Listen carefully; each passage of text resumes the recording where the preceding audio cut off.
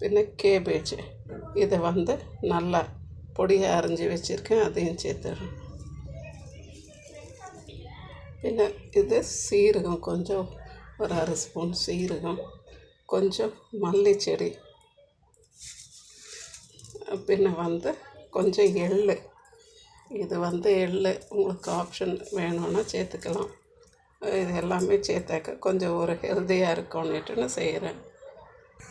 பாருங்க ஃப்ரெண்ட்ஸ், இதெல்லாம் சேர்த்தாச்சு. இப்போ வந்து கொஞ்சம் இந்த காய்ங்கள்லாம் தண்ணி விடும். ஸோ நான் வந்து ஒரு 2 ஸ்பூன் அளவுக்கு அரிசி மாவு சேர்த்துக்கிடுறேன். இது எல்லாத்தையும் சேர்த்து நல்லா பிசைஞ்சுக்கிடலாம். பாருங்க ஃப்ரெண்ட்ஸ், நம்ம இப்படி கரண்டியில் வச்சு கூட இதை சுட்டு கொடுக்கலாம். குழந்தைங்களுக்கு கொஞ்சம் அட்ராக்ஷனாக இருக்கும். பாருங்க ஃப்ரெண்ட்ஸ், இப்படி கூட நம்ம வடை மாதிரி தட்டி போட்டோம் நம்ம இதை சுட்டு எடுத்துக்கலாம். பாருங்க ஃப்ரெண்ட்ஸ், நம்மளுடைய ஸ்நாக்ஸ் வந்து ரெடி ஆகிடுச்சு.